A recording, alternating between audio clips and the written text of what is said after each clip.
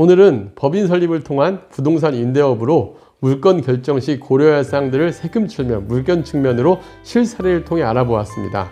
법인으로 부동산 투자 고려하시는 분들은 끝까지 잘 봐주시길 바랍니다.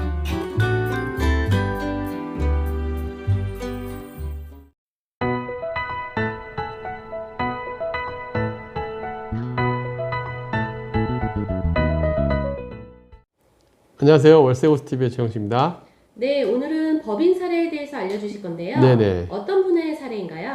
네, 오늘은 제가 이제 인터넷 비대면 상담이나 대면 상담으로 상담을 진행하게 되면 상당히 많은 분들이 법인 설립에 대한 문의를 많이 해주십니다. 아무래도 저희 컨텐츠가 법인 설립 컨텐츠가 다른 채널에서 보기 어려운 컨텐츠이다 보니까 아무래도 그런 것 같은데요.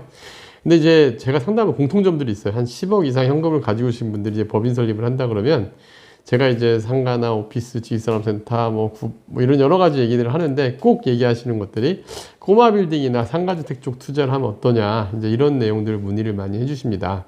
근데 요즘에 사실 꼬마 빌딩이나 상가주택들이 법인으로 투자하기 적절한가에 대한 데에서 좀 살짝 약간 퀘스천 마크가 있어요. 왜 그러냐면은 일단은 매매가들이 10억대로 접근하기가 어려운 매물들이 많아요. 근데 상가주택이나 이제 꼬마 빌딩 같은 경우 제가 그래서 실제 의뢰했던 지역을 중심으로 해서 한번 찾아봤어요. 이분은 마포구에 있는 물건들을 원하셔가지고 일단 마포구 지역에 매물 2개를 좀 찾아봤는데 일반적으로 꼬마 빌딩 같은 경우 세금적으로 보면 꼬마 빌딩 같은 경우가 굉장히 나쁘진 않아요. 왜냐면은 상가와 똑같은 4.6%의 이제 법인세를 가지고 진행을 할 수가, 취득세를 가지고 진행을 할 수가 있는데 이제 꼬마 빌딩 같은 경우는 금액대가 다들 좀 높아요. 제가 지금 1984년 준공된 이 매물 그나마 좀 상권도 괜찮고 그리고 위치도 나쁘지 않아서 이 매물을 찾았었는데 대지가 75.29평에 이제 건물 연면적이 138평인데 1984년 준공이니 거의 40년이 된 건물이죠.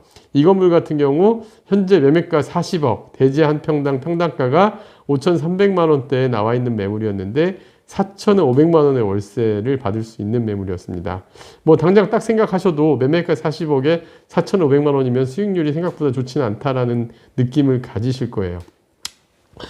그리고 이제 그래서 보통 현금 10억대, 이분 정확하게 13억 현금 정도 가지고 투자를 원하셨던 분이거든요.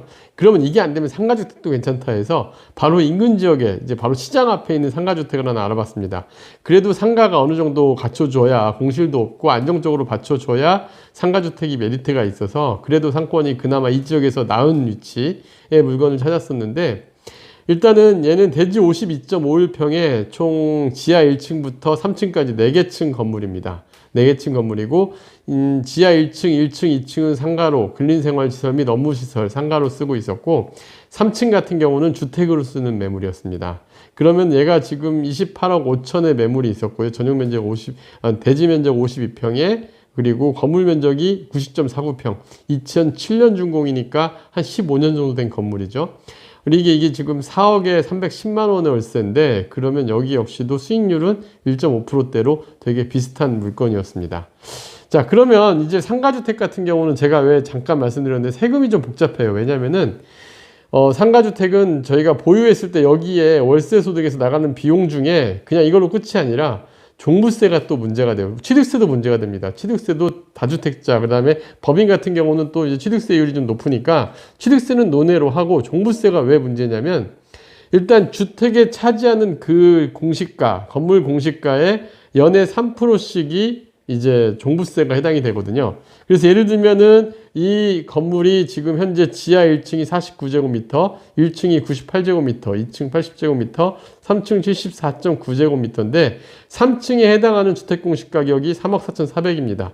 이렇게 됐을 때 공정시작가액 비율 60% 적용하고 3% 이제 종합부동산세율 적용을 하게 되면 약 한 연에 610만 원 정도, 620만 원 정도의 이제 종부세가 또 나오게 되는 거죠. 종부세 620만 원 내면 월에 310만 원이 임대소득인데 620만 원 정도가 만약에 종부세를 낸다 그러면 2달치 월세가 또 삭제되는 거거든요. 그러면 수익률에 더 안 좋은 영향을 끼치는 거죠. 이런 부분들을 여러분들이 잘 감안해서 투자를 해야 되는데 지금 앞에서 보시면 아시겠지만 13억의 현금으로 40억, 25억짜리 투자하기가 녹록지 않은 상황이라서 참 이런 부분들에 대한 선택을 할 때 저희가 이제 추천을 해달라고 해드리는데 결론적으로는 결정을 못하는 이런 상황이 되었습니다.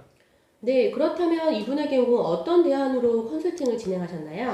사실 저희가 한 10억대 투자하시는 분들 상담을 해보면은 어쩔 수 없이 구분상가나 오피스, 지식산업센터 이런 매물들을 섞을 수밖에 없어요. 아시겠지만 제가 방금 전에 종부세 얘기를 했지만 주택은 투자가 불가능하다고 생각을 하셔야 돼요. 이제 1년에 공제 금액도 없어졌고 그 다음에 연에 3% 가까운 이제 종부세를 내다 보니까 주택을 제외한 나머지 물건 중에서 이제 이런 매물이 투자가 가능한데 근데 13억으로 이분이 어떤 투자를 하셨냐면 두 개의 물건을 투자를 했어요. 일단 그 법인세 과밀 억제로 빠지는 지역에 두 군데의 매물이었는데 하나는 인천 송도의 학원가 상권의 치과 매물입니다. 이거 같은 경우는 매매가 8억, 지금 현재 추천을 드린 상황이고 진행 중인 물건인데 매매가 8억에 5천에 310만 원 현재 임대 수익을 받을 수 있는 매물입니다. 수익률은 4.96% 정도 임대 수익률이 나오게 돼요.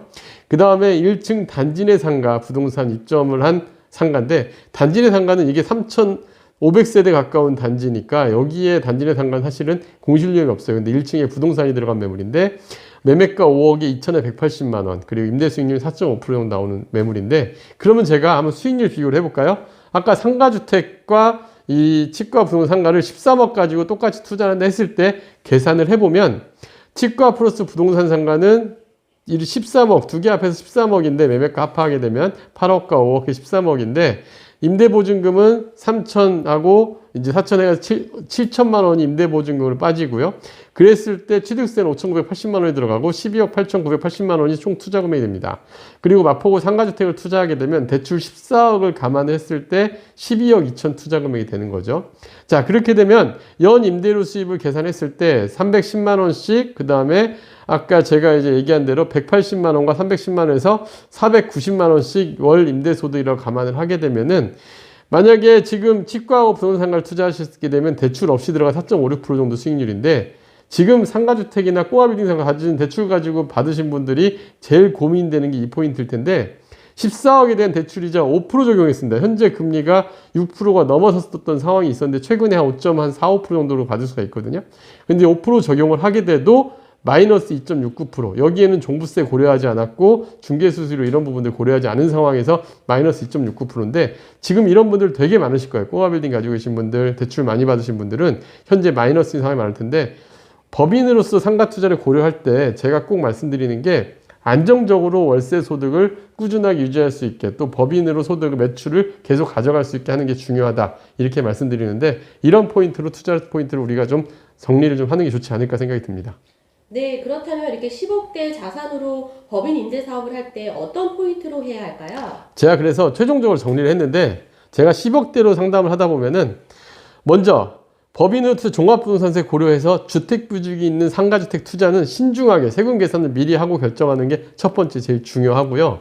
두 번째는 상가주택, 꼬아빌딩 투자는 황금성하고 개발계획 여부도 고려했을 때 가능하면 서울권 중심으로 투자를 해야 되는데 중요한 건 20억 미만 현금법인 투자할 경우에는 제가 경험칙으로 봤을 때는 꼬마 빌딩 및 상가주택 투자보다는 역세권의 오피스나 지식산업센터, 단지 내 상가, 학원이나 병원이 입점한 상층 상가들을 포트폴리오로 구성을 하는 게 훨씬 안정적인 운영이 가능했습니다. 그래서 법인으로 여러분들이 물건적인 측면에서 편견을 갖기보다는 내 금액 내에서 어떤 물건이 적절할지를 배분 전략을 짜는 게 되게 중요하다고 생각을 했습니다. 네, 다음 영상도 기대하겠습니다. 네, 감사합니다.